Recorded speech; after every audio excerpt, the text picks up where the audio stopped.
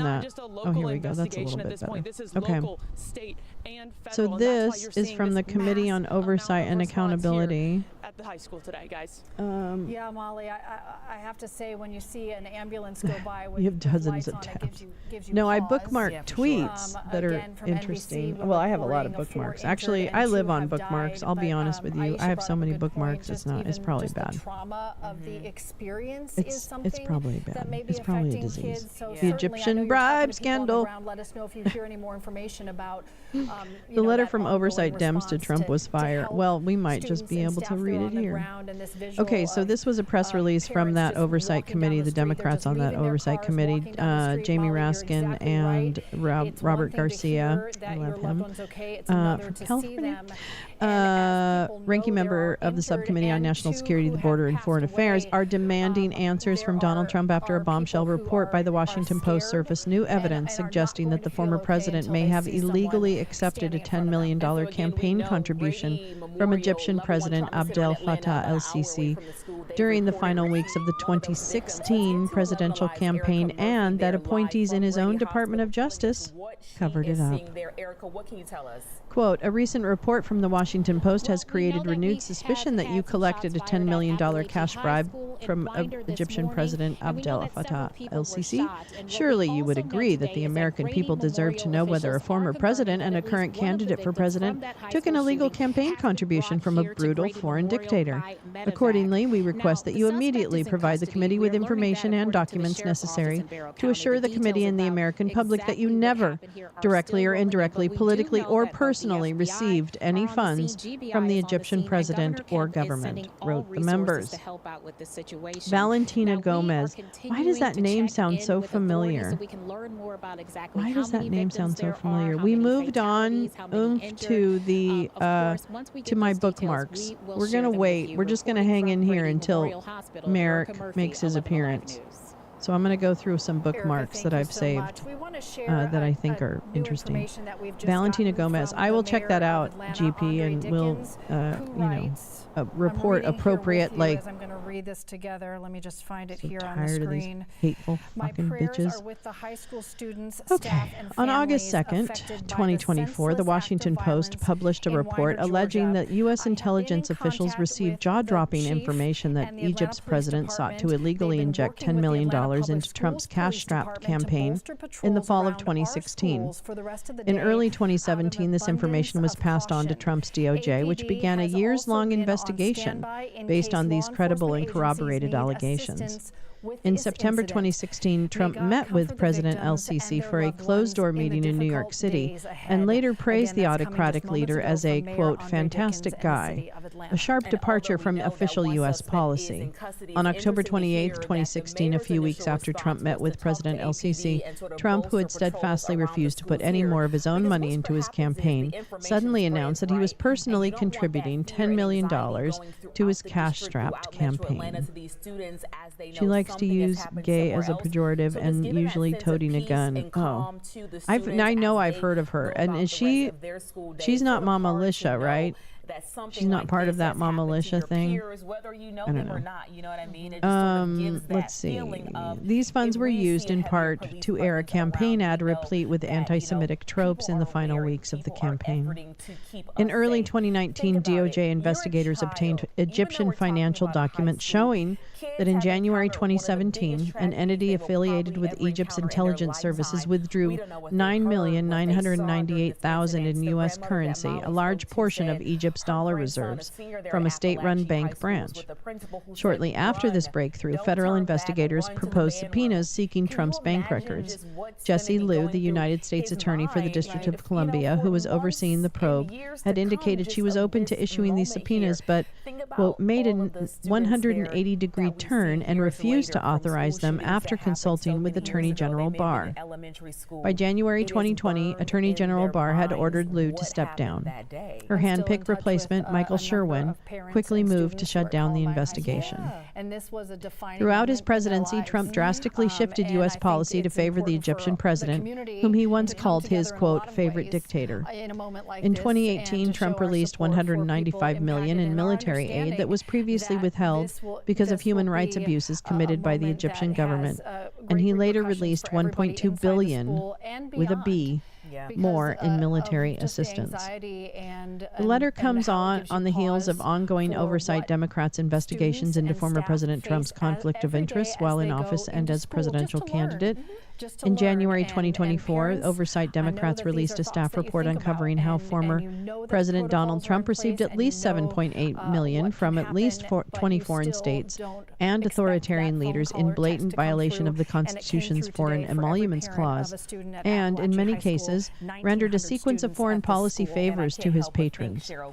In May 2024, Ranking Member Raskin sought answers from top oil and gas CEOs following reports that Trump sought $1 billion in campaign contributions from the oil industry in exchange for an explicit promise that if elected in 2024, his administration would dismantle fossil fuel regulations and change energy policy to benefit their companies. Quoted from the letter, the serious and specific allegations raised by the Washington Post report, both that you received a $10 million cash bribe from Egypt's president and that your political appointees at the DOJ blocked an ongoing investigation into this potential bribe, now compel our committee to seek more information to clear this matter up. As then Speaker Kevin McCarthy declared in August 2023 at the start of the impeachment investigation that totally and thoroughly exonerated President Biden of any wrongdoing, I think this president would want to clear his name rather rapidly. We are sure you too would be eager to rebut these claims of outrageous corruption. In that spirit, Mr. Trump, we ask you to cooperate with this committee's investigation. The members concluded. Dun, dun, dun. Okay, let me see if there's anything else on this. Because that one suspect is in custody. No, but look, Slick Rick Red. Slick. I always call him Slick Rick, but he's a friend of mine. Wasn't Senator Bob Menendez just found guilty on something like this? To leave the school grounds. Oh, Mary Pat Flynn, so smart. $10 million cash bribe to Donald Trump from Egyptian president to help Trump make America great again. Nonprofit campaign. I love Mary Pat Flynn. She's so amazing. Look at this. Today. And again, we Let me just see. Sometimes, okay, 3 months before Trump declared candidacy, Trump Taj Mahal Casino Resort was fined $10 million by FinCEN. Read laundering. Assignment cover sheet recorded U.S. patent. Is that patent office? No, PTO. What is U.S. PTO? It stood out to yeah, Aisha and Patent and Trademark Office. Okay, during the 2016 campaign proves the piece of information I don't that know the what. word was casualties. Oh, I see. Plural, Our and I think both of us took a deep owned breath by Donald Trump. when we saw that, knowing that this was going to have a Only thing more shocking than the U.S. Parents still walking down the road to the high school. You see this vantage point is quite a the only thing more shocking than the allegation that a U.S. president took a $10 million bribe from a foreign dictator is that said bribee held a TV news conference and not a single journalist asked about from the FBI, state, and local police at this point, as the governor was quick to share that information. Right. So that's that. More than an hour ago. Oh, that's not very visible, is it? I'm sorry. Responding to the incident, and the governor said all Georgians, asking all of us to pray for the safety of those. Oh wait, in our I should check in. It was such an unhinged and hateful diatribe. She was saying school teachers. Oh my God, these people! How did every parent, every teacher? I'm not even going to say watches. And will change the way they get it's up just a pigsty, and I can't. I can't wait till he completely Twitter falls apart. I just can't wait. Now it can't happen fast enough, as far as I'm concerned. And so that's sort of a major question mark Seriously. here in this story as well, just how severe those injuries are for the people who have been injured here during this shooting. Make this as big we are as well I can over so 2 hours into this it's not tragedy easy here to at say. Appalachia High School, and we're still just getting this new, fresh information as it comes in. But the main priority right now, beyond the medical perspective, is reuniting all of those students, a school of 1,900, with their loved ones. And Molly Oak is on the ground, along with Doug Richards as well. We're sure Doug is out there gathering information and talking to families on the These are ground. my bookmarks. Really we just read this one. It is to get inside of there. Oh, I like this these. school I want being, to see still this. on this lockdown Financial with this terrorism, property. war on the dollar. And this I video, meant that to we're read this. seeing This right is now, great. You that was guys a are little helping bit me earlier get when we caught up saw so much. multiple Thanks for the heads up at emergency GP. I think vehicles they are so speeding impressed away when they from see the their high words so school. We have no beautifully idea where they were formatted and going, even or spell if there's now checked gonna be sometimes. They possibly forget a to review the second scene content for here that hate. we're gonna Ugh. hear about. So They know what they're doing. Okay, this is a Washington, this is Dave Troy's July 30th article in the Washington Spectator, the wide angle, Peter Thiel and the American Apocalypse. Well, another light and airy article from Dave Troy. What a breath of fresh air he is. Golly molly. Okay, wait. I gotta keep an eye also on what's his face. Hold on. In a couple of ways. Oh shit, man! Come on. That suspect is in custody, and they're not looking for that person. And also that person being a source of information to piece together what happened inside Appalachia High School this morning at 10:23. Just got a good question from someone who's joining me on my Instagram Live saying, are they looking for anyone else there besides the one person that they have in custody? They have not told us that. Cheryl, check your phone. We just got a text message from Liza Lucas. We are hearing from the superintendent, Richard Woods, on this shooting here.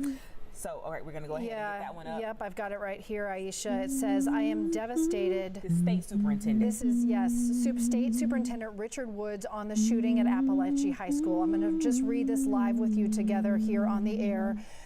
I'm devastated by the news of the tragic shooting at Appalachia High School today. My heart and prayers are with the families and loved ones of those affected and the entire Barrow County community.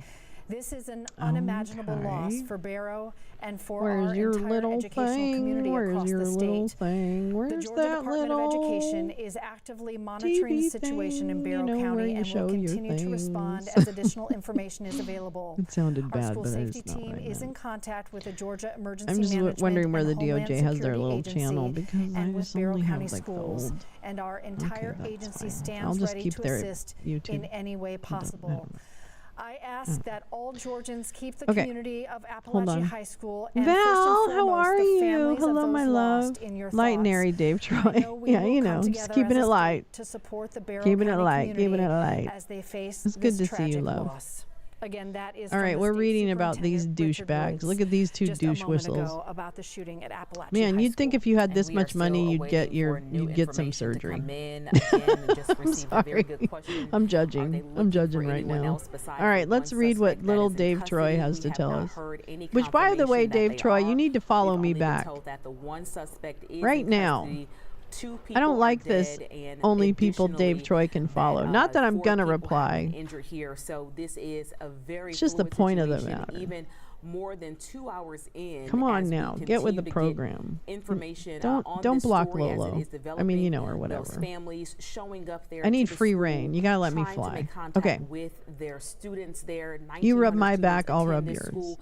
No, Now, I'm we just do want to say that this has Okay, gone all the way to between the the White attempted, House. all right, settle in, We just kids. Got word that coffee? President I got you. I Biden hope you has got been coffee. briefed on this I hope you got situation. coffee. Governor Kemp has Or responded whatever. saying he is dispatching Between the attempted however many assassination of resources Donald are Trump, Joe necessary, Biden's withdrawal from the including race, and the FBI, rapid coalescence Atlanta around confirming their Kamala Harris as the involvement here in presumptive this Democratic investigation nominee, already, everyone's rushing along to with update Atlanta their Mayor political Andre Diggins calculus. releasing a But there's statement one saying, recurring "Out of an thread that abundance of haunts us, caution, people that they aren't have yet amped talking up about. security and police presence around That APD, people aren't yet talking about, sorry. surrounding Atlanta The debt public ceiling, schools, which giving must be them addressed once the again sense by of January peace that 2nd, they may be looking 2025. for, knowing that this As I've has reported happened in the to, Spectator their previously, peers any there default in on U.S. debt would Winder. be So we're unprecedented, looking at sparking a video that global we got catastrophe earlier with from our unpredictable chopper, outcomes. just How showing soon all we these forget, students in gathering 2021 there Moody's on the estimated grounds, just can't even imagine that default how could mean the hard loss it of at is, least 6 million jobs and the destruction of to get $15 all trillion of in these wealth. students The back COVID to bailout packages their amounted loved to $4 ones, trillion by just as far comparison. as they, We got lucky in trying to get 2021 there. when The Congress streets are passed a blocked off, $2.5 trillion so imagine increase how many right before the cars are just Christmas break. responding here, That kicked trying one can to down the road to January get their 19, kids and just 2023, lay when we eyes hit on them limit for the once first again. time after getting that text Janet or phone Yellen call, enacted extraordinary Another measures to question that stretch came in available about cash were until there June school 5th. resource House officers Speaker Kevin inside the McCarthy and school, President and Biden we struck a don't know deal that which for was certain, passed but just we days can before a tell you default that the or Barrow X County date. School District website shows at That least deal, 2 which really only SROs registered with are political and assigned to finance nerds, Appalachia bought High us until School. January So we do know that 2025. they have, If sane people are SROs elected that to Congress and the are presidency, assigned to that the shouldn't be a school. problem. I'm Just sure sort out in some the kind of days deal, and weeks pass ahead it, we'll and live learn to more fight about another what day. was, But these are what not support sane was inside times. the school It's when all wise of to this plan for the happened at worst, which 10:23 unfortunately this is morning. quite Yeah, we're just plausible about, eventuality. 2.5 hours removed from Lolo, that I first received call a DM coming from a in friend there, about that right awful at X account 10:23, I Cheryl. showed And you. so She has a group of people that report hateful accounts, and it was suspended. That we are getting in from viewers. Fuck yeah. It's that I'm telling you, I don't care. One at a time. It doesn't matter. We'll get up and they'll create another account and we'll, take down that one too. So hate doesn't have room at the table. That's the one thing that doesn't have room at the table. Because that starts excluding people. And we're not doing that. Okay, here we go. J.D. Vance's selection as Trump's running mate suggests that Vance's benefactor, Peter Thiel, is running the show, reprising an aborted effort to run the show from 2016. He seems to have learned from his mistakes. Thiel's main hook into the first Trump administration was Steve Bannon, and their efforts were largely stymied by Ivanka Trump and Jared Kushner and other advisors. Bannon was ultimately forced out and left the administration after the deadly white supremacist Unite the Right rally in Charlottesville in August 2017. In The Contrarian, a 2021 biography of Thiel, author Max Chafkin describes Vance as an extension of Thiel, who was a primary funder of Vance's victorious 2022 race for Senate in Ohio. If Trump wins, Vance will be a heartbeat away from the presidency, and that should give everyone palpitations of their own. A new Congress will be sworn in on January 3rd, 2025, one day after we hit the debt ceiling. The Treasury Secretary, presumably Janet Yellen, will then again have to enact extraordinary measures to avoid default. That may buy us anywhere from a few weeks to a few months, depending on who is elected president and who is appointed Treasury Secretary. President Biden must try to prevail on Congress to put together another debt ceiling deal before the end of the year. If that doesn't happen, the task will fall to the next president. The current Congress may decline to act and wait for the next Congress to take this up. Adding to the drama, and if Mike Little Johnson retains his status as Speaker of the House, it's possible that the House will not introduce a bill at all, or if they do, it might be coupled with draconian measures, like a return to pre-COVID budget levels, which is what they always threaten, as the Cato Institute and others have proposed, and others within Congress have proposed. Okay, in the Rules Committee, if you watch the Rules Committee, they constantly bring up the fact that they should push a particular agency's budget back to 2019 levels, right? Vivek Ramaswamy is really big on that as well. And there's Leonard Leo peeking up. I know, right? Like, look. Hi, everybody. How are you doing? Oh, wait, I'm going to take a picture of that. That's pretty funny. That information coming in from the Northeast Georgia Medical Center Public Information Officer. That's new information there. But it's significant that they chose to send two of these patients to level 1 trauma All right. centers. The biggest concern, however, is that Thiel is coordinating with his old PayPal mafia colleagues, including David Sachs, Elon Musk, and Joe Lonsdale. While Thiel runs Vance, Sachs is bundling contributions and running his own propaganda effort in support of the Republican campaign. Musk and Lonsdale have recently teamed up to create a super PAC in support of the Trump-Vance ticket, which has been buffeted almost daily by revelations of Vance's earlier denunciations of Trump and his own bizarre views of women and human sexuality. The Wall Street Journal reported that Musk might support that PAC to the tune of around $45 million per month. Musk has denied that specific claim since, but the America PAC, which is run by Lonsdale, appears to be created to support the PayPal mafia worldview, which includes and indeed depends on the bankruptcy of the United States. See below. Another secretive group called the Rockbridge Network, founded in 2019 by Vance, Thiel, and Chris Buskirk, publisher of the pro-Trump outlet American Greatness, may have helped provide Vance with the necessary momentum to become a favorite for VP. According to Puck News, the group's network has included Republican donors Harlan Crow, Rebecca Mercer, David Sachs, and other familiar names. According to Chafkin, Thiel believes that the 2008 financial crisis should have led to a depression. Indeed, it was the investment thesis of his firm, Clarion Capital, that this would happen. But low interest rates and other bailout measures kept Thiel's bet against the United States from working out. Now he's out for revenge. What these babies have experienced and what they witnessed. All right, so Elon says this is August 19, 2023. Given federal expenditures, it's a matter of when, not if we default. Overspending must stop. America is headed for bankruptcy. These are all like 2020. Oh no, that's 2024. This is 2024. You read my mind. This is 2024.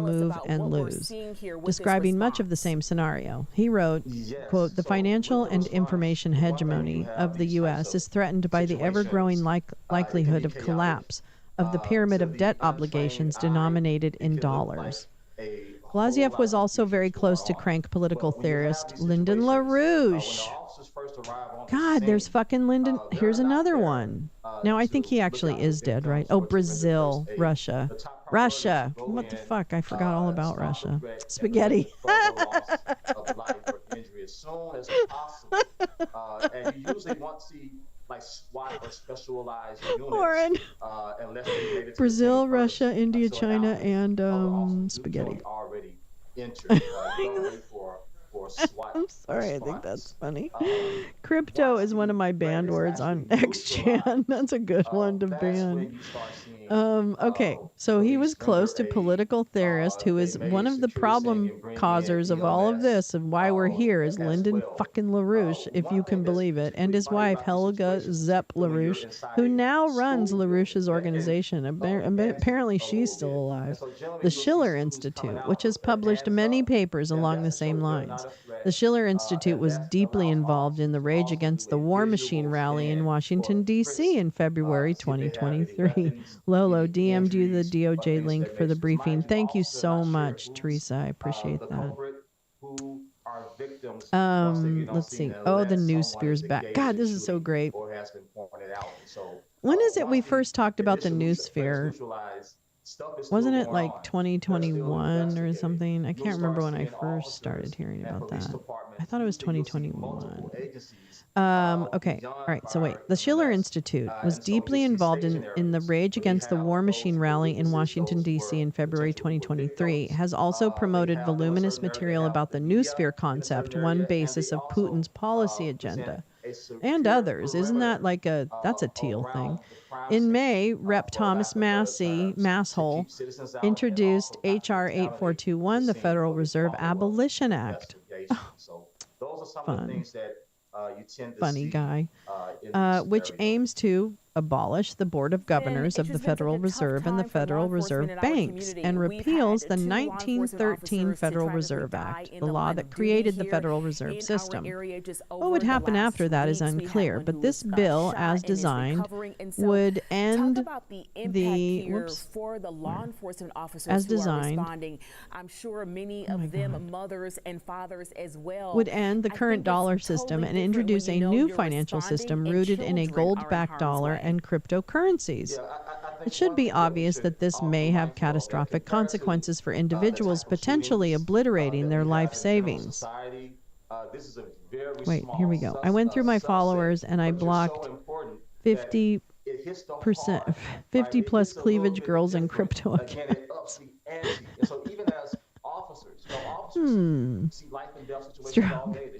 It's not just fascist crypto shit. It's Russian, Nazi, crypto, fascist crypto shit. It's true. It's true, though. It's true. Oh, my God. Well, Donald Trump has tried to distance himself from Project 2025, which is a hilarious distraction. The controversial policy package developed by the Heritage Foundation, which J.D. Vance has become closely associated with the scheme. Kevin Roberts, like Leonard Leo, a member of the secretive extremist Catholic organization Opus Dei and one of the principal architects of Project 2025, wrote a book called Dawn's Early Light, Burning Down Washington to Save America. Well, when you just need to just say it, just say it. With J.D. Vance supplying the foreword. The title was So the guy who's running... Wait, let's just stop here for a second. The guy who's running for the vice presidency of the United States of America. The second most powerful position is certainly in the country, if not among the top in the world by any measure, wrote the foreword to a book called Dawn's Early Light, Burning Down Washington to Save America. The title was subsequently changed to replace Burning Down Washington with Taking Back Washington to avoid the obvious and literally incendiary implications of the former. Vance wrote of Roberts' book, "We are now all realizing that it's time to circle the wagons and load the muskets. In the fights that lay ahead, these ideas are an essential weapon." Information as far as injuries, but we have multiple injuries. No lies detected. I'd have thousands of followers though. I blocked the cleavage and crypto. Oh no, I need I want all the bots. I want them to show me their tits. I've been waiting. Not nary a tit. I gather there's been a school shooting based on background audio. Oh my God, background audio's playing. I'm so sorry. Forgive me. I didn't hear it in my ear. I'm going to turn it off. I'm so sorry. We were watching that earlier. Do you want to hear it though? Would you like to hear it? I can do that if you want to hear it. I know this is not what you want to hear, but I'm not going to answer questions after this is over with. But I wanted to give you the respect and our community respect. No, thank you for letting me know. My goodness, I'm so grateful that you let me know. I just didn't hear it in my ear. Obviously that's chaotic, but we want to be respectful of them and their privacy as well. I want to thank the state, the federal agencies, the local agencies that showed up today. As you can see, the multiple EMS and fire from other agencies that responded today. Again, I ask that you lift up Barrow County Schools, lift up Appalachia, lift up our agencies.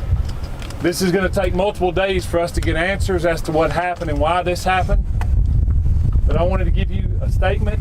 It is our hope, in conjunction with these people behind us, that we can give you another statement around 4 o'clock, because I know you have to go back on the air. That is my hope. But I wanted to be fluid with you all, understanding that it's fluid as well with this investigation. I appreciate you being patient with us. Again, it's very active and is ever developing. Every minute it's developing on what we're finding. So we're going to have releases from other schools. Again, we ask that you be patient with us. Please be patient with us. And hopefully I can give you more information or more better information if you will this afternoon. Thank you all for coming out here. We'll be back shortly, okay? Sheriff, it's been widely reported that people are dead. Is that true? I'm not releasing any information. We have multiple injuries. Can you say if the person in custody is an adult or a juvenile? I'm not releasing any information. Guys, I'm not going to answer any more questions this time, okay? Thank you. Thank you. I want to give our sympathies to our community. Yeah. Usually you have Parents that had to witness this today. Obviously, what you see behind us is an evil thing today. At about 9:30 this morning, we received the first call that there was an active shooter on this campus. We're not releasing any information as far as injuries, but we have multiple injuries. This is a very, very fluid investigation. It's very early. And I have asked the assistance of the GBI and the agencies here behind me today, and there are multiple agencies that responded this morning to help us and help the sheriff's office. We do have a suspect in custody, and we are asking for your patience as the media to please let us get the facts that we need to make sure we get this right. Again, I've asked the GBI to help us, the sheriff's office, to help us along with this. I know this is not what you want to hear, but I'm not going to answer questions after this is over with. But I wanted to give you the respect and our community respect to let them know what was going on initially. We're in the process of reunifying our students with their parents. Obviously that's chaotic, but we want to be respectful of them and their privacy as well. I want to thank the state, the federal agencies, the local agencies that showed up today. As you can see, the multiple EMS and fire from other agencies that responded today. Again, I ask that you lift up Barrow County Schools, lift up Appalachia, lift up our agencies. This is going to take multiple days for us to get answers as to what happened and why this happened. But I wanted to give you a statement. It is our hope, in conjunction with these people behind us, that we can give you another statement around 4 o'clock, because I know you have to go back on the air. That is my hope. But I wanted to be fluid with you all, understanding that it's fluid as well with this investigation. All right. So we just want to make sure we caught the beginning of his thing. I'm actually going to switch over. Thank you, Teresa, you lovely woman, for sharing the Department of Justice website with me. Oh, I see. That's why that's not in the right spot. Meep. So, oopsie. What? That's not the right. Oh, let's see. I'm in the wrong one. Golly, I'm not very smart. I'm not very smart. No, I'm not very smart. I'm not very smart. Okay. That's what I wanted to show you. Okay. So there's that. And then how do you get rid of the cleavage bot? I don't think you do. I think you don't. I try to just ignore them. That's what I try to do. The epidemic of school shootings was after my school days, and I have children, but it hurts every time. Gosh, it sure does, doesn't it? I have no children. Yeah, it does. It's just heartbreaking. Just the fear that must be felt. It's just terrible. So, yeah, I mean, I block them if I have to, or I just ignore it because it's not, I don't know. It's such a shit show over there. God, I mean, really, for crying out loud, it's just a shit show. Okay, we'll go ahead and turn that up so that when it comes on, it'll come on. But let's see, what was I going to say? Oh, wait, I was going to check one more thing. Hold on. Sorry. Sorry.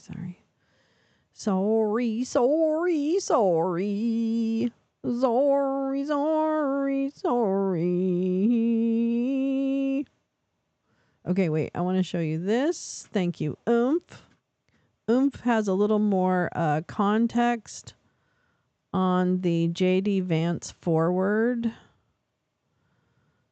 if I'm not mistaken. Which sometimes I am. Okay, so all levels of the income ladder, recognizing that virtue and material progress go hand in hand, is Roberts' fundamentally Christian view of culture and economics. Roberts, like Vance, this is Kevin Roberts, of all the fame, infamy. Like Vance, was negatively impacted by family instability and saved by family resilience. Oh. Oh, no? Oh, I'm sorry. I really enjoy this, though. Can I read this one? Other one? Okay, I'll find the other one, but really, I really am enjoying this. We need an offensive conservatism, Vance agrees with himself that Roberts might mean. One that builds. Read this one after the other. Oh, okay. All right. Okay. All right. Okay. Let's do this the right way. Everybody, calm down. We're going to do this the right way.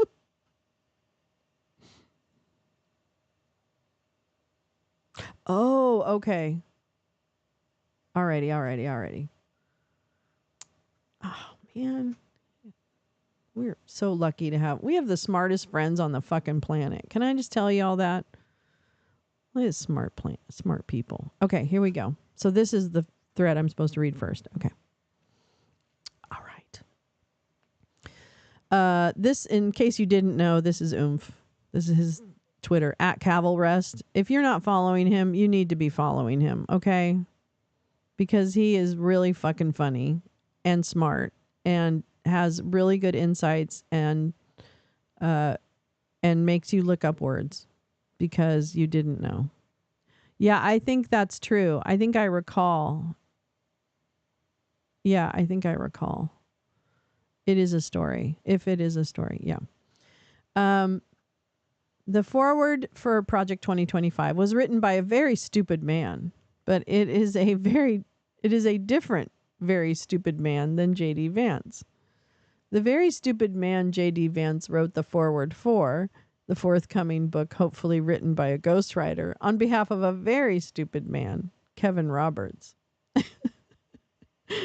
A promise to America. Roberts' book has not been published yet, but the New Republic has obtained it and published Vance's foreword. Should I read that? No, I don't think so. One interrupted Lolo the other day. What? Think it was responding to the nation. Sorry, breaking this story, if it is a story. No, you're not breaking it. I mean, nothing's broken. Every time I go on his feed, I like his pinned post, and every time I go back, it isn't liked. Well, it keeps you busy, though, doesn't it?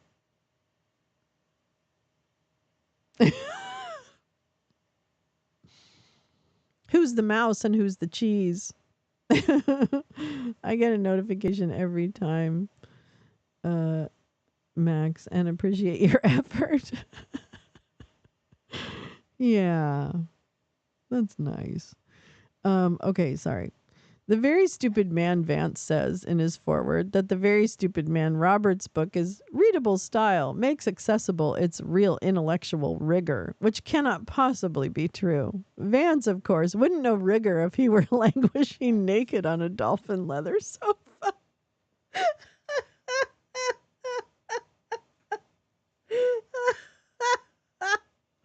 Okay, sorry. Oh, hi, Neil. Yeah, I know. We're hanging out to see if Merrick Garland has anything to say, which we highly doubt, but, whatever. We're crazy like that. Well, Vance is also a very bad writer, exhibiting dumbness and poor expression to rival even that exceptionally poor expression of dumb regurgitated propaganda of Roberts's 2025 forward.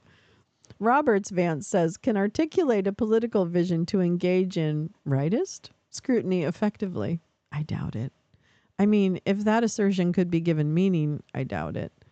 But I doubt it can or was intended to. Wait. And then, a broken thread. Believe this continues the thread. Okay. Here we go. Now I want to go to this. Here we go. All levels of the income ladder. Recognizing that virtue and material progress go hand in hand is Roberts' fundamentally Christian view of culture and economics. Virtue and material progress.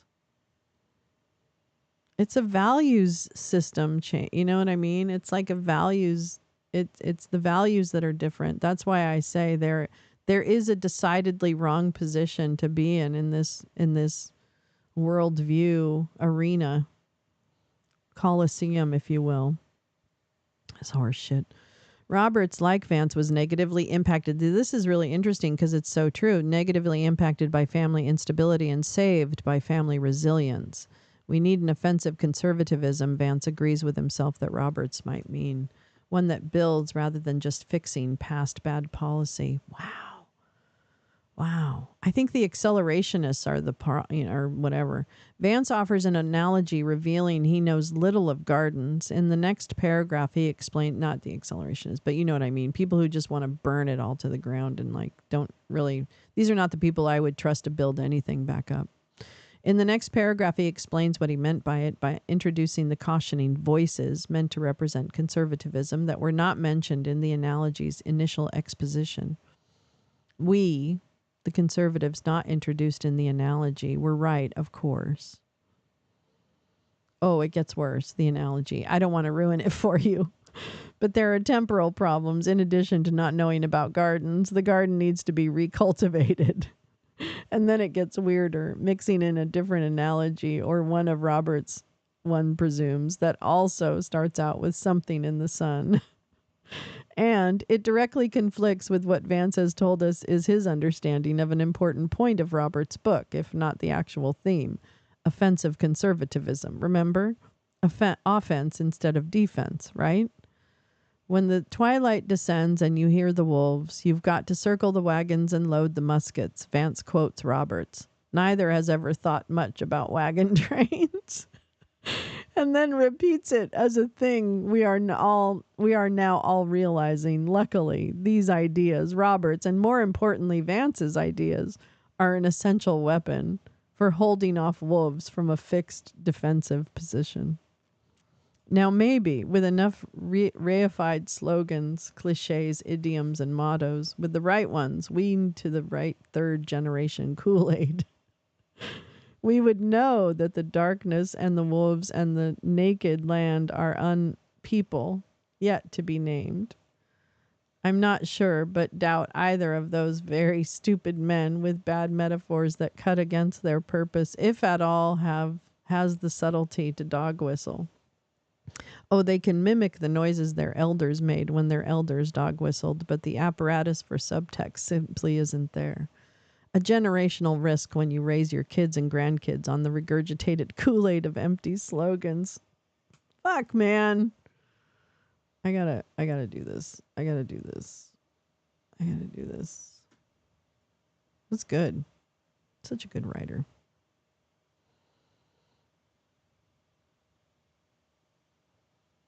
Here we go.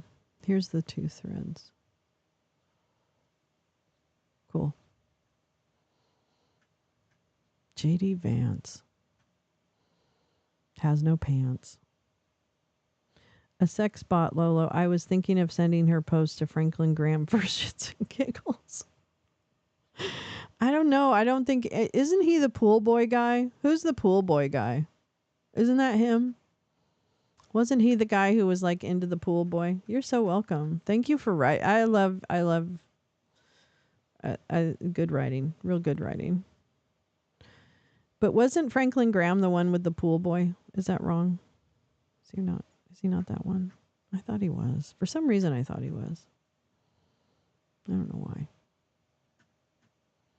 Let's wait for Merrick. What do you want to bet, Merrick Garland? Okay. Let's place our bets now.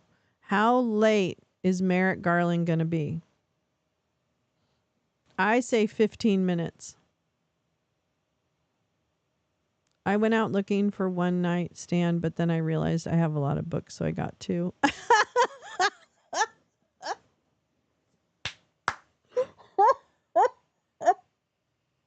That's a good one. That's a good one. Where's my cats? There's no cats. Anyway, what are you guys going to do today? You're probably working, right?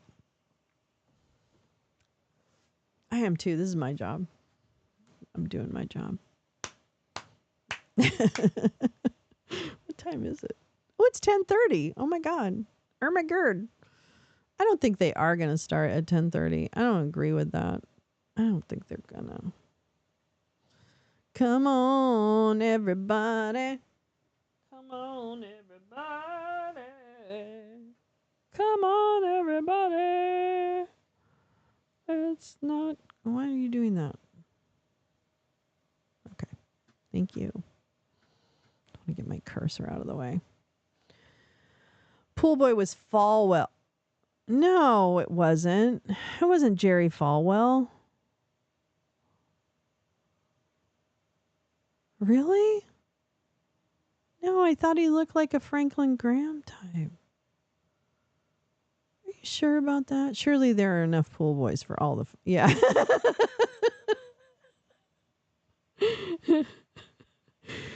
Surely there must be enough pool boys for all the pious.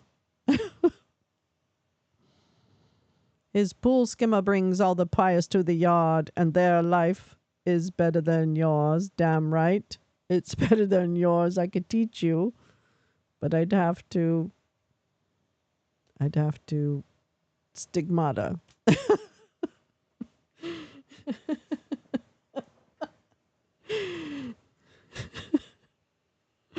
There's enough pool boys to bring the pious to the yard, and their life is better than yours. Stigmata is better than yours. I could teach you, but you'd have to punch holes in your skin.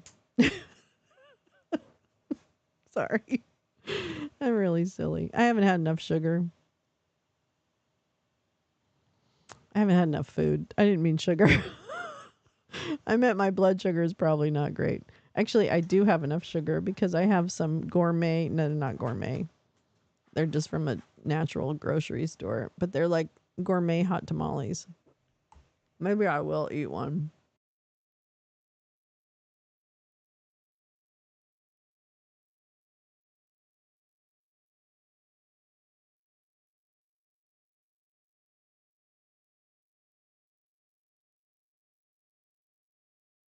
Well, I mean, really, Jim. Does she need a pool boy if you're walking around in cowboy boots and a pleather mankini? I don't know. I just had it was Falwell? Wow. How did I not know that? I just did not know. I didn't know that. I didn't know it. Let me put this a little more like that. Okay. Interesting. Oops. Ah. Their life is better than yours. Damn right, it's better than yours. I could teach you, but I'd have to charge. Anyway. Yeah, happy Wednesday. Tom, thank you for coming in. I know you're in and out. I'm better now. I just had a organic hot tamale candy. So I'm fine now. And now I'm gonna have some weed while we wait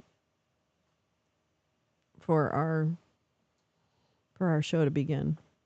Falwell Jr. I just didn't. Okay, he kind of looks like Franklin Graham, though, doesn't he? I don't think I saw it. I have not checked my email in a long time. I'm terrible, Tom. It's been a real weird couple weeks. I've been not doing my normal stuff. I've been sleeping.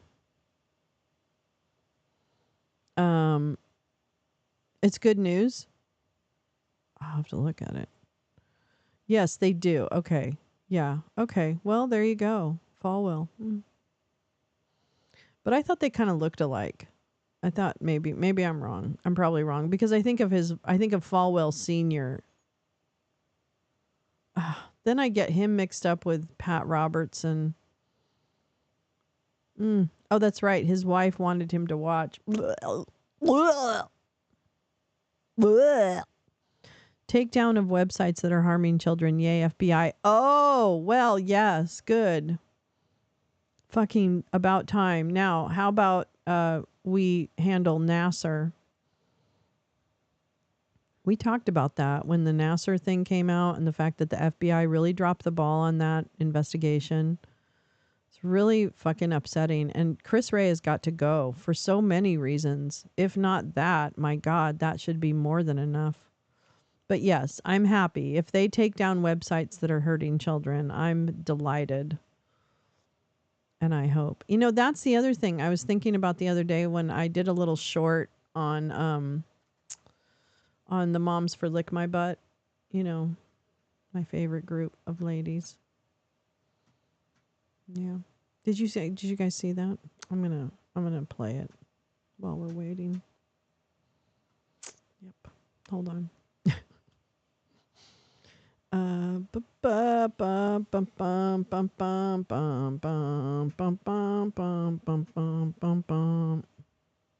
Where is it? Videos. Here we go. Wait, this is my favorite. I thought this woman was giving a lap dance. That's why I did this. Okay, I don't want to talk about it. It's just the way I thought about it. Oh my God. This mouse is driving me crazy. Okay, hold on. I'm gonna show you this because I create some really funny videos. Okay, I don't know what you guys are thinking, but my videos are freaking funny. Okay, for real, they're so funny. And here we go. I'm gonna show you this one. Oops. There we go. Here's my video. Moms for Lick My Liberty. That's what I call this hit.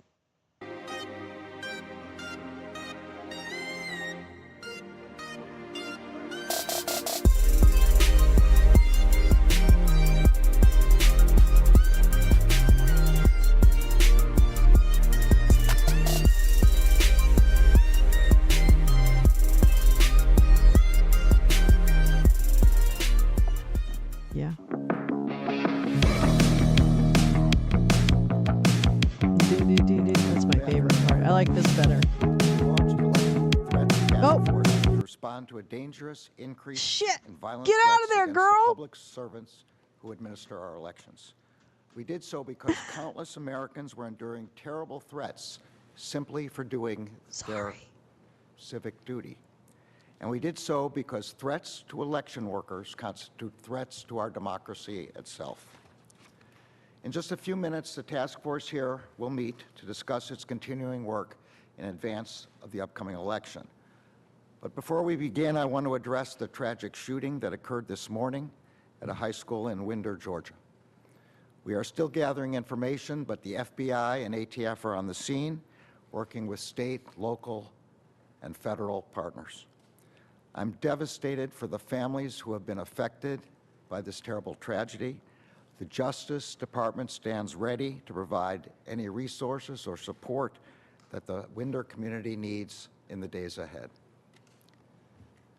Before I get to the work of the task force, I also want to announce two major law enforcement actions that the Justice Department is taking that are separate from the important work of this task force, but are part of our broader effort to protect our elections from unlawful interference of any kind. First, this morning we unsealed an indictment in the Southern District of New York of Konstantin Kalashnikov and Elena Afanasieva, two Russian-based employees of RT, a Russian state-controlled media outlet. They are charged with conspiring to commit money laundering and to violate the Foreign Agents Registration Act. That law, enacted nearly a century ago, was enacted to ensure that the American people were informed when a foreign power engages in political activities or seeks to influence public discourse. The American people are entitled to know when a foreign power is attempting to exploit our country's free exchange of ideas in order to send around its own propaganda. The company never disclosed to the, and that is what we alleged happened in this case. In the wake of Russia's brutal invasion of Ukraine in February 2022, RT, which was then known as Russia Today, was dropped by its American distributors. The company ceased its formal operations in the United States, and the European Union, the UK, and Canada banned RT's broadcasting. But as RT itself has boasted, the government of Russia continued to use RT to direct disinformation and propaganda. In the wake of Russia's brutal invasion of Ukraine, RT's editor-in-chief said the company had built, quote, an entire empire of covert projects designed to shape public opinion in Western audiences. We allege that as part of that effort, RT and its employees, including the defendants, implemented a nearly $10 million scheme to fund and direct a Tennessee-based company to publish and disseminate content deemed favorable to the Russian government. To implement this scheme, the defendants directed the company to contract with US-based social media influencers to share this content on their platforms. The subject matter and content of many of the videos published by the company were often consistent with Russia's interest in amplifying US domestic divisions in order to weaken US opposition to core Russian interests, particularly its ongoing war in Ukraine. The company never disclosed to the influencers or to their millions of followers its ties to RT and the Russian government.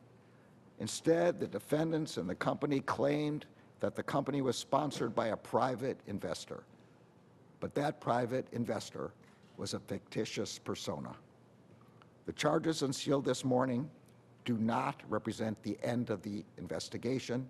It remains active and ongoing. Action, the Justice Department is seizing 32 internet domains that the Russian government and the Russian-sponsored actors have used to engage in a covert campaign to interfere and influence the outcome of our country's elections. As alleged in our court filings, President Vladimir Putin's inner circle, including Sergei Kirilnikov, directed Russian public relations companies to promote disinformation and state-sponsored narratives as part of a program to influence the 2024 U.S. presidential election. An internal planning document created by the Kremlin states that as a goal of the campaign, is securing Russia's preferred outcome in the election. The online infrastructure used by the Russian public relations company, known as the Social Design Agency, or SDA, and related actors, included what are sometimes referred to as cyber-squatted domains.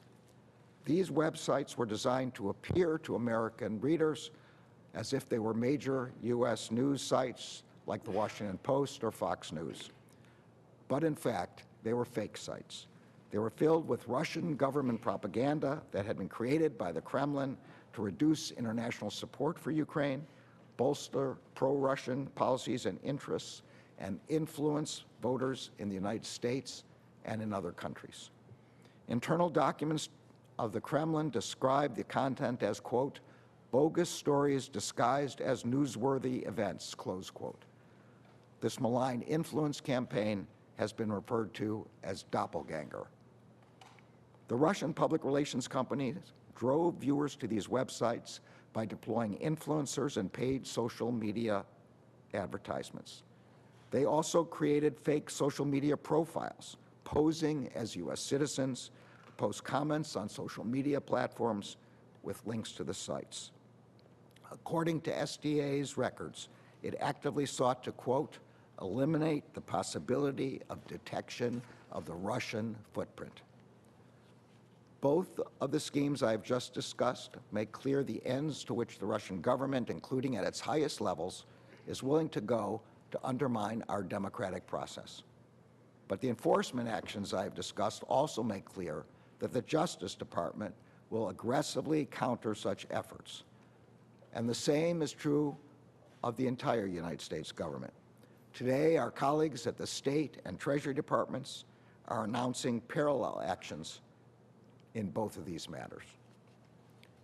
Unfortunately, we know that Russia is not the only foreign power seeking to interfere in our elections.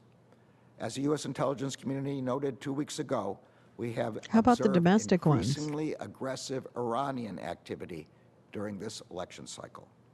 That includes recently reported activities by Iran to compromise former President Trump's campaign and to avoid an election outcome that it regards as against its interests. Those recently reported Iranian activities also include efforts to obtain access to individuals who themselves have access to the presidential campaigns of both political parties. The Justice Department's message is clear. We have no tolerance for attempts by authoritarian regimes to exploit our democratic system of government. We will be relentlessly aggressive in countering and disrupting attempts by Russia and Iran, as well as China or any other foreign malign actor to interfere in our elections and undermine our democracy. Now I will turn back to the topic of today's meeting. Just as we are dedicated to combating foreign threats to our elections, we are equally dedicated to confront domestic threats against the public servants who administer our elections. Since the 2020 election, we have seen an unprecedented spike in threats against the public servants who do administer our elections. Election officials, workers, and volunteers in communities across the country have been targeted with heinous acts and threats of violence. The following are a few examples of successful enforcement actions that the Justice Department has taken over the past year. In New Mexico, county commissioners and other elected officials were targeted with a series of shootings that the department has alleged in court papers were organized by an unsuccessful candidate for the state legislature who claimed that the election had been, quote, rigged against him. At least 3 of the shootings occurred while the intended victims or their children or their family members were at home. In February, 2 shooters who we alleged were recruited by the candidate pled guilty to carrying out the attacks. In March, the candidate himself was charged in a 13-count superseding indictment.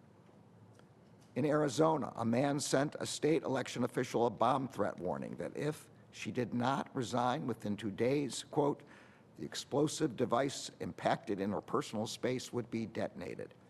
In March, the man was sentenced to 3.5 years in prison for making that threat. In Maricopa County, Arizona, An elections official, a county attorney, and their families were threatened by a defendant who called for, quote, a mass shooting of poll workers and election officials in precincts he believed had, quote, suspect results. His revolting comments included, quote, dead children burn into the memories of people. The county attorney who had been targeted later reported that he, his wife, and 4 children had been assigned round-the-clock protection and issued body armor in response to the threat. And the elections official who was targeted said in a victim impact statement that, quote, while I am the person directly threatened by this case, the impact of such threats is felt by a much larger community, the thousands of committed election workers who operate our democratic processes. When threats are made against any election worker, the impact reverberates throughout the entire community. That defendant was sentenced to 3.5 years in prison. In recent months, our enforcement actions have continued. In July, we secured the guilty plea of an Alabama man who repeatedly threatened to kill Maricopa County election workers and officials. In one particularly chilling message, he said, quote, you better not come in my church, my business, or send your kids to my school. You are stupid if you think you are safe. His sentencing is scheduled for next month. Also in July, the Justice Department secured a 14-month sentence for a man who sent a death threat to a Michigan election worker.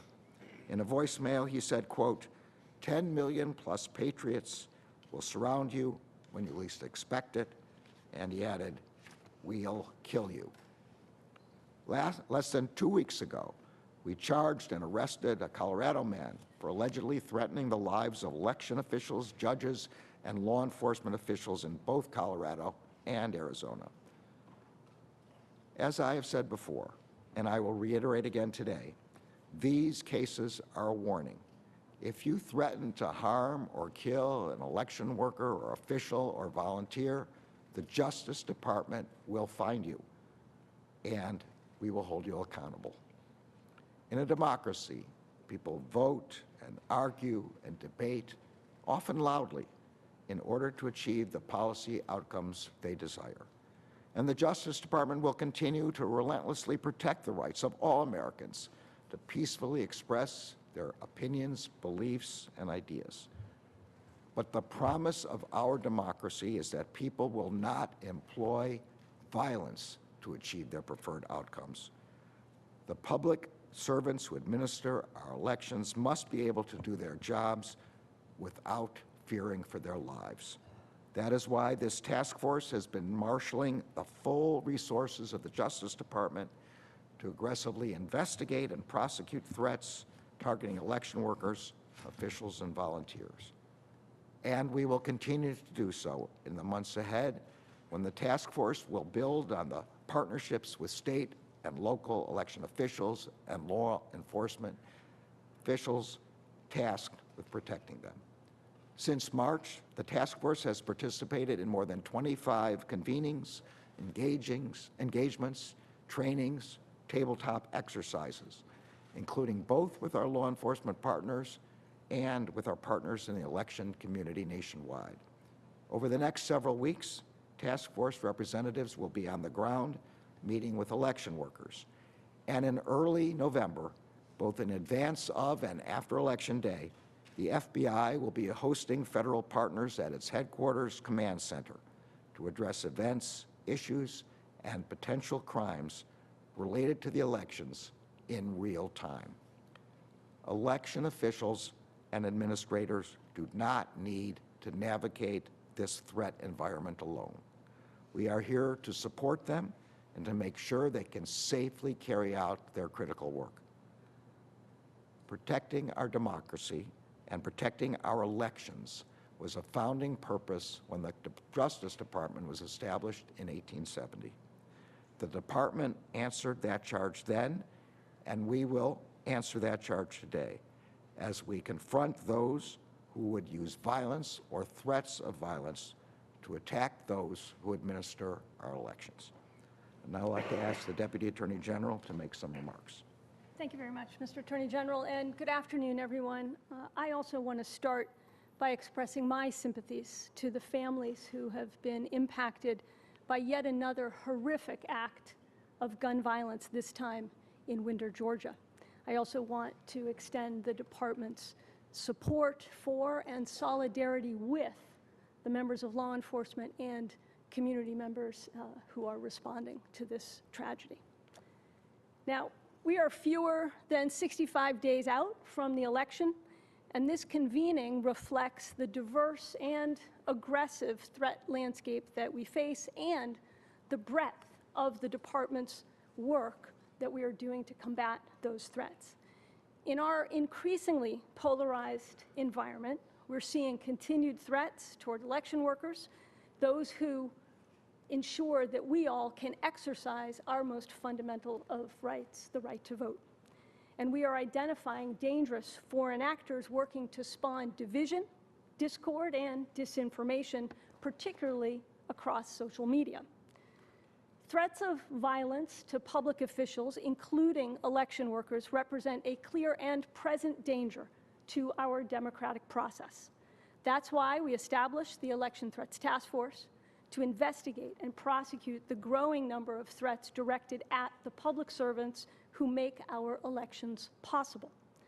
Dedicated career prosecutors and FBI agents carry out this work across the country every single day, working hand in glove with state and local law enforcement. In recent months, as was just detailed, the task force has continued to prosecute threats toward public servants, and we will continue working tirelessly with our law enforcement partners to ensure threat actors answer for their actions. Because a threat to any election official, worker, or volunteer is at bottom a threat to our democracy. The Election Threats Task Force convened today fits into a larger effort by the department to safeguard our elections. A critical element of that work includes combating foreign malign influence activity as illustrated by the actions we've announced today. Our foreign adversaries' primary goal is to undermine confidence in our democratic institutions and values, including working covertly to influence and manipulate our elections. Today's actions, as laid out by the Attorney General, reaffirm that Russia remains a predominant foreign threat to our elections. And as the intelligence community has publicly reported, and as I have previously warned, Iran also is accelerating its efforts to influence our elections, including the presidential election. Today's actions reaffirm the department's ongoing commitment to detect, investigate, expose, and hold accountable all those who perpetrate foreign malign influence schemes.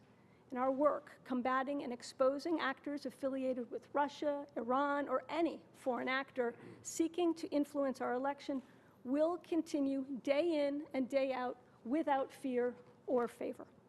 I'm grateful to the members of law enforcement, the prosecutors, and all the public officials working around the clock to protect our election process and to bring to justice those who seek to undermine our democracy.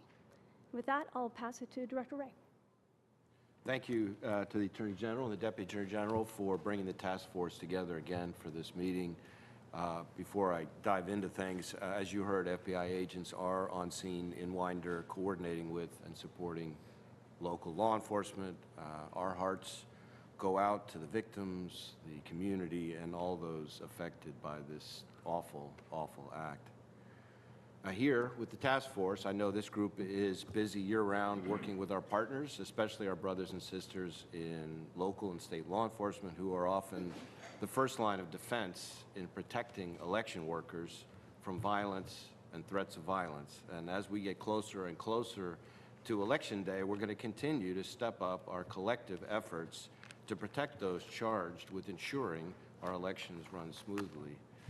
As I've said before, election workers, many of whom are volunteers and all of whom are public servants, are the lifeblood of our elections. And we're committed to ensuring that threats directed at election workers receive the swift and thorough response they deserve.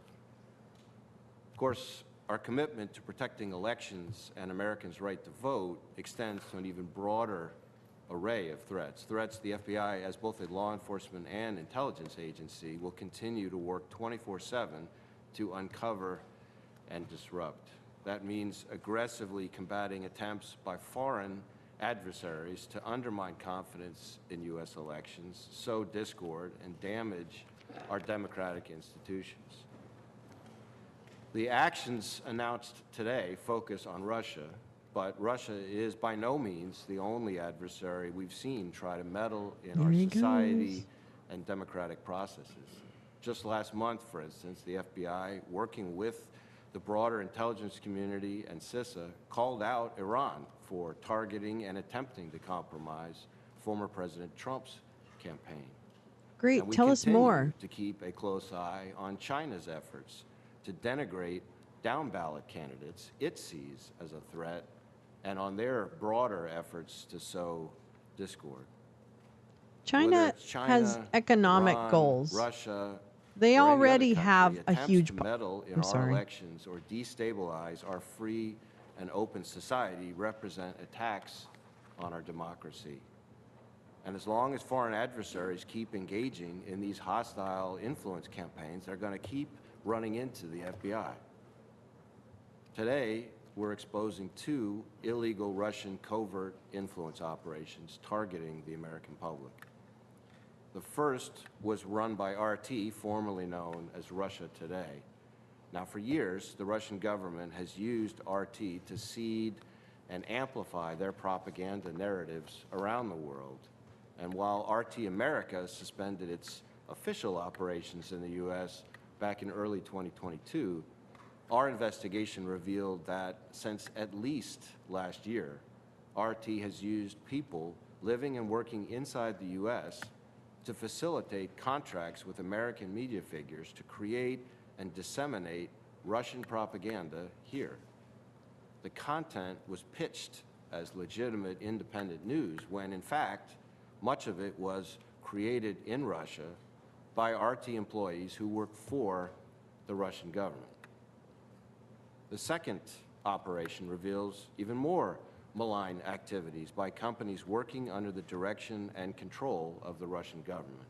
Companies that created media websites to trick Americans into unwittingly consuming Russian propaganda. Today's announcement exposes those companies and their influence operations that relied on AI-generated content, influencers, and paid social media advertisements to drive internet traffic to their sites and target Americans with disinformation. As of noon today, we've seized those sites, rendered them inoperable, and made clear to the world what they are: Russian attempts to interfere in our elections and influence our society.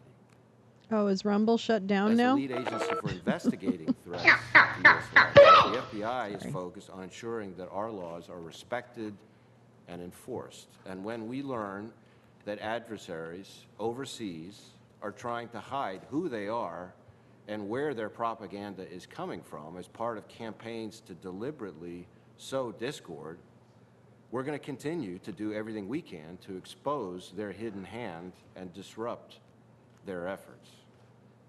So I'll close by saying thank you again to everyone on the task force for the support you're providing us and for everything you're doing to instill Yes, this is confidence the in our Guai elections Media and Commission. ensure they're conducted in a way that is safe and fair and legitimate for the American people. Thank you. Matt, do you have something? Sorry. That's okay. Matt, do you have Thank anything? you, Attorney General Garland, Deputy Attorney General Monaco, and FBI Director Wray for your commitment to safeguarding our elections. With your leadership and your support, the Criminal Division's Public Integrity Section continues to spearhead the Election Threats Task Force. There is no mission more critical to the Criminal Division than deterring, disrupting, and punishing criminal threats to our elections. Since we last met with department leadership in May, the task force has filed charges or secured convictions Principal against defendants Deputy in Attorney Arizona, General in charge of the Colorado, Criminal Division. Kentucky, and Michigan, and opened new investigations across the country. The task force is also preparing for Election Day. Our attorneys are meeting with election officials around the country and recently hosted a training for FBI and DOJ personnel nationwide to address threats of violence to the election community and other criminal threats to our elections. And we are continuing to surge additional resources to these efforts. The Public Integrity Section has added 5 attorneys to support its election crimes branch so that we can rapidly respond to reports of election crimes. As we approach Election Day, we will ensure that the team has all the resources it needs to perform its essential work. I could not be prouder And Teresa, of the wasn't that Election in Threats the Task second part of Force. the Mueller report? As we move forward, I am confident that their dedicated efforts will continue to put us in the best position possible Oh, to that was part support 1. and protect the election community. With that, I will turn it over to Assistant Attorney General Matt Olson for the National Security Division. Thanks, Nicole. Thank you, Mr. Attorney General. As you know, one of the foremost missions of the National Security Division is to protect our elections and our democratic processes from foreign interference. As the American people decide how to exercise their fundamental right to vote in free and fair elections, our laws demand that citizens have transparency regarding the origin of messages from foreign sources. That transparency empowers individuals to evaluate information and to make informed decisions for themselves. We will defend the integrity of our public discourse against any who would seek to break the law and to exert covert influence, regardless of viewpoint or whether that actor is Russia, Iran, or any other nation. Today's charges serve as a reminder that the Justice Department remains steadfast in safeguarding our democracy from foreign interference and protecting the constitutional rights of all Americans. Thank you. Attorney General Garland and Director Wray. Attorney General Garland, Russia today sent a statement to Fox News and some other outlets here, mocking the situation. They had 5 bullet points or 6 bullet points. The first said, ha, ha, ha, ha, ha, ha. 2016 wants its cliches back. In all seriousness, there is a subsection of the country that when they hear Russian interference, they may believe that it's not true, it's not a real thing. How do you assure people this is a real situation? I'm sure that was much funnier in the original Russian, but for us, it's not funny. This is deadly serious, and we are going to treat it accordingly. Director Wray, if I can ask you, you've been talking about China for years now and the threat of China. Also Iran, you both briefly mentioned Iran and potential influence there. What is your message directly to the leaders of China and Iran who are watching through that camera lens right now? What do you want to say to them over the next few months and beyond?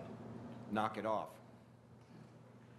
As long as adversaries keep trying to influence and interfere in our society and our democratic processes, they're going to keep running into the FBI, and we're going to keep calling it out. And I think nations around the world have started to also see the same activity. And it's not the kind of activity we would expect from nations that want to play in the first world space. Next question, Alana. Thank you, General Garland.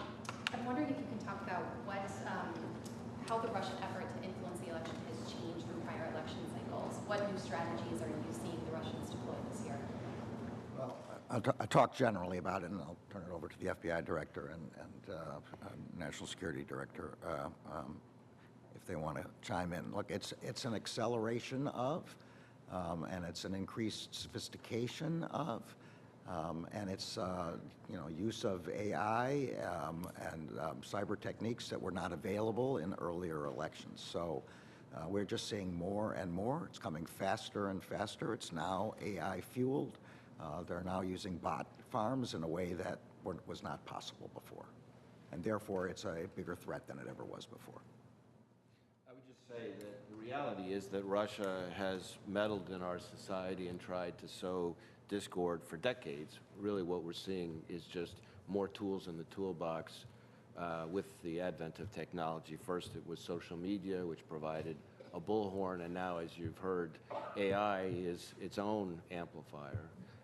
And so whether it's shell companies, fake personas, secret distribution networks, the point is not the message itself. The point is the hidden hand of the Russian government, which deceives Americans into thinking that they're getting information from American sources when in fact it's coming from the Russian government. Carrie? Mr. Attorney General, tomorrow is the first hearing in the January 6th case against the former president since the superseding indictment against him.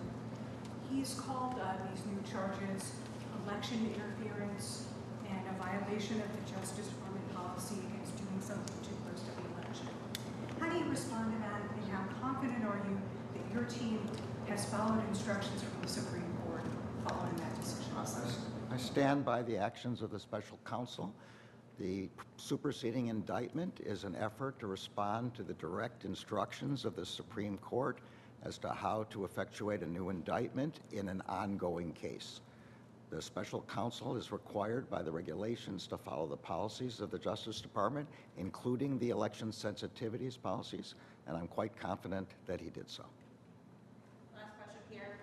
In terms of the Russian interference, can you be more specific in terms of, is it beyond sowing divide, are they pushing a particular candidate this election cycle? What can you give us a sense about the ultimate goal of these actions? As I said, the effort in this case is to affect the preferred outcome in the presidential election. The documents that we are unsealing today, including the internal Kremlin documents, I point you to those to see exactly what's involved. More generally, the Director of National Intelligence has testified that Russia's preferences have not changed from the preceding election. Thank you, everyone.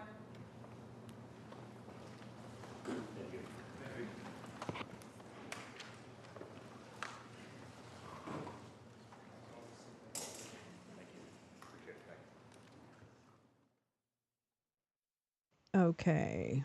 Well, I mean, we all have thoughts on that one, don't we? Okay. So first of all, very interesting. Very interesting. Great. Obviously, always good to uncover people who are trying to manipulate how other people think or feel. That's always good. On the point that the U.S. also does this, I would agree. I think there are Russia has a particular niche in disinformation spreading and use of propaganda, etc. over really probably a century plus. And they have a particularly strong support for their hacker community, probably as do we. But as they are the adversary in this case, we describe it that way. I've come from a family and a background that has always held the government as responsible for covert actions that are hypocritical in the scheme of global, politics. So I understand what you're saying, GP, and others about, the double standard that the Americans are exercising. At the same time, I can also hold in my head that I do not want to see propaganda and lies being portrayed as true and correct. I don't necessarily agree that. I mean, I agree that the Russian disinformation and the AI and the this and the that obviously works on a certain segment of the population. I say yes and, right? I say yes and let's talk about the fact that Steve Bannon is also taking that Russian disinformation and repackaging it, and seems to be a major outflow of messaging that then goes down to YouTube channels and smaller Rumble channels and, whatever, Spaces and all kinds of shit, right? Telegram, all that. So to me, it's a yes and. Yes, I want it disclosed what the Russian government is doing and other governments are doing to interfere. I have lots of questions about the Iranian hack of the Trump campaign, Because if the reporting that says that Roger Stone is the person who was hacked are true, if that reporting is true, I have a lot more questions about what Roger Stone has to do with the Trump campaign, why he got hacked, how he got hacked, and what information did they get. So it's a yes and for me. And more so in the going back to the point made, which is that the U.S. has very dirty hands when it comes to influencing elections and regime change and covert and torture, etc. I believe that we should hold ourselves to a higher standard as a country, and that will, as with many issues, be more possible under a stronger democracy that is chosen by the people. And so I would like to again say yes, and that we should be able to hold people accountable for trying to manipulate the way people think about things. And it's not only the foreign actors, it's ourselves. When we do things that are untoward, we have to hold our government to a higher standard. And that's okay to do. So yes, and that's the hard part. And it's okay to have hard parts. But we can't shy away from them. We have to kind of go, okay, well, now what are we going to do, you know? So yes, and. Max, you say your friend was recruited to be a lawyer for the local Dems in the election. Since it's a 70% Trump district, she doesn't think they'll try anything, but she didn't know about Tina Peters. Now here's the thing, that the bell that was going off in my head, the bell that was ringing loudly in my head was Doug Frank, Mike Lindell. Like, there are people right now, today, who are convincing county workers, who are convincing local vigilantes, who are planting seeds and have been for the last 3 years straight, that their government is not to be trusted, that they can't, that Joe Biden is an alien, that whatever, blah, blah, blah. Those people, in my mind, also are agents that are working against, just as the Russians are. To me, there is no difference between the Russians and people like Patrick Byrne, Mike Lindell, Joe Oltmann, Doug Frank, all of those, all the kind of minor key players, if you will, right?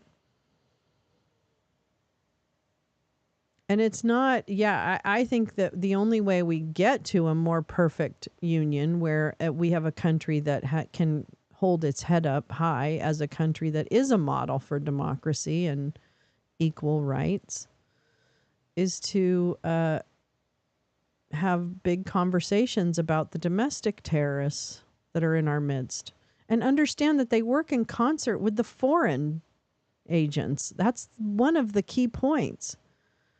Is that the foreign agents have found kindred spirits here in the United States willing to help them overthrow a government system, despite the fact that overthrow would harm millions of people who depend on the government to work and function on a daily basis for their very existence.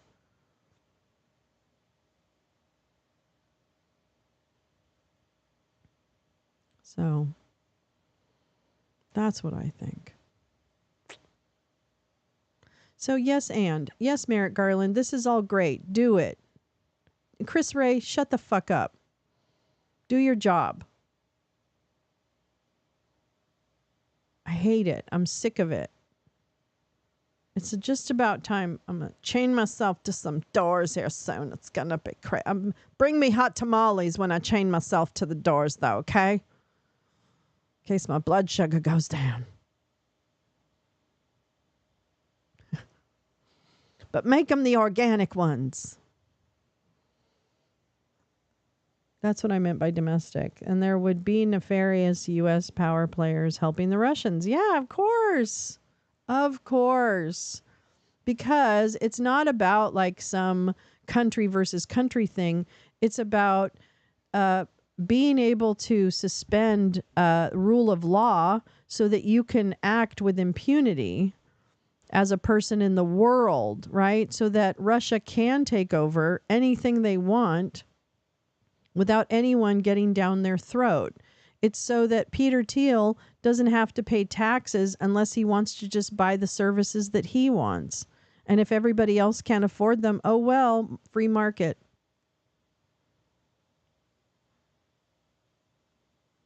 So yeah, they're the same. And it's not like some big ideological, like Russia is great and we will all be Mother Russia. I don't think that has shit all to fuck do with it. And it doesn't, I love Russia. I studied Russia. I have a degree in Russian language and literature. I love Russia. I studied their history. I went there. I went there in 1984, before, when it was the Soviet Union, and I went there in 1998.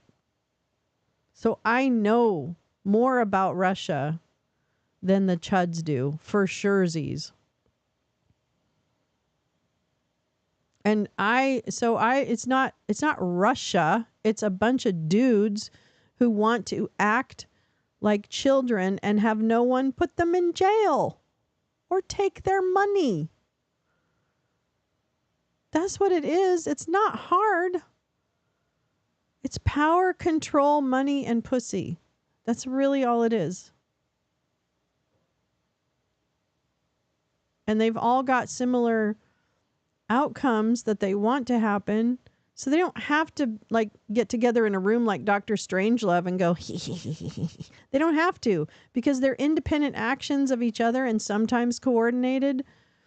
When they overlap, it's fine because the outcome is the same. It doesn't matter. And in fact, that's probably money they didn't have to spend to get to the same outcome. You know what I mean? So it's like, yeah. And the CNP, that's a thing. Like, that's a problem. Let's talk about the Council for National Policy and the other institutes of mass destruction within this country who are domestic terrorizing the LGBTQ plus community. Let's talk about that.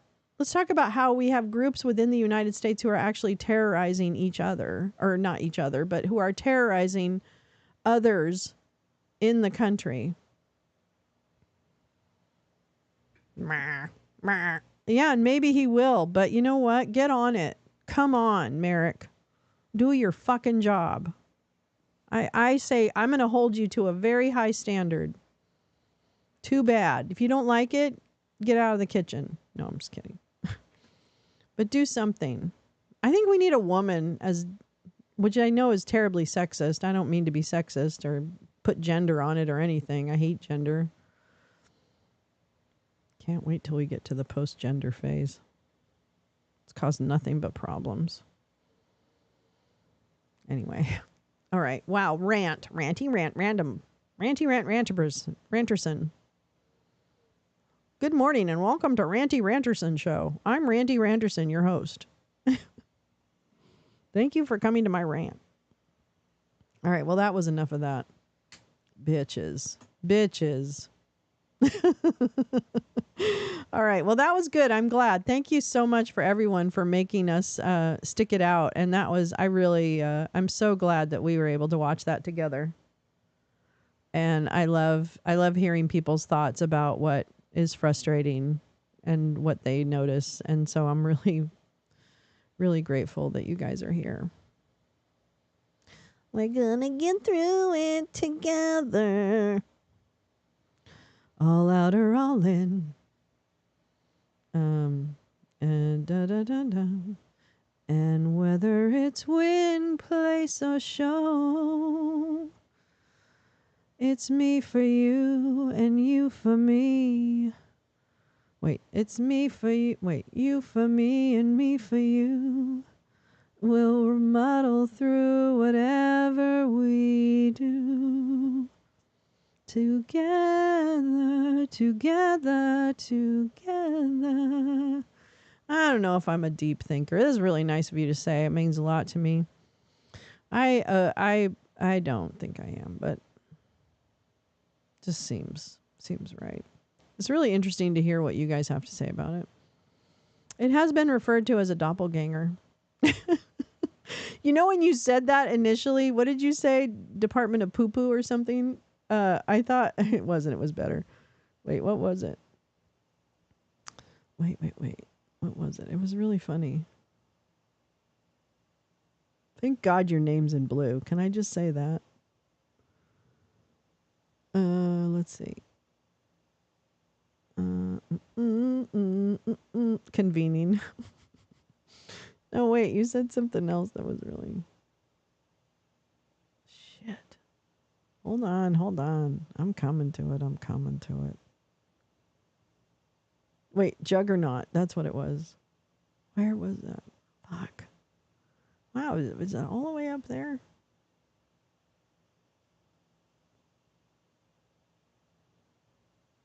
Oh, doo-doo Juggernaut. Okay, so when you said...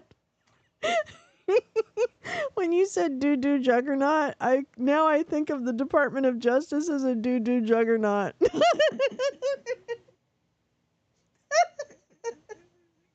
I know, it's like, I think you meant it was something else. But now I think of it as doo-doo Juggernaut.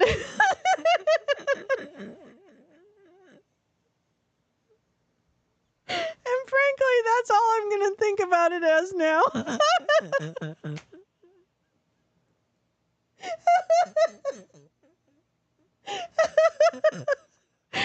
Doo-doo Juggernaut.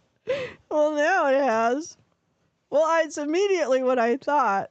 When I saw your comment, I thought, oh, yeah, Department of Justice, doo-doo Juggernaut. Sorry, I don't know. I'm just getting silly now. Too many. The Bannon fled the zone was like Juggerhead.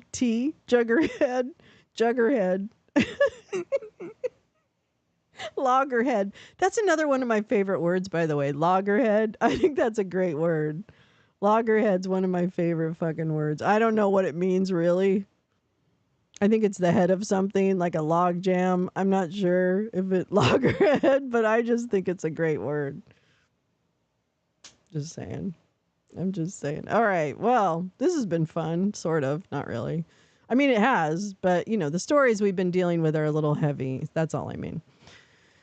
Oh, boy. Coming up on 5 hours. Wow. Thank you so much. Thank you for everyone for sharing links and sharing your time and laughing when we can and being solemn when we need to be together. I would much rather be with you all when these things happen than anyone else. So thanks again for stopping in. I really appreciate it. Have a great rest of your Wednesday. Yeah. Have a great rest of your Wednesday. Let's hope it gets better, okay? Let's hope it gets better for everyone. My heart goes out to those families that are hurting right now. And I just hope we do better by everyone. Bye, Lee. Oh, thank you. Thanks for a good morning. Thanks for a good group to be with in the morning. And I will see you tomorrow morning at same time, 6:30 Pacific, 9:30 Eastern, everything in between outside. God knows what time it is in Australia, but we'll find out. It's probably like the next afternoon or the next morning. And thanks again for all of you for being here. I really do appreciate it. And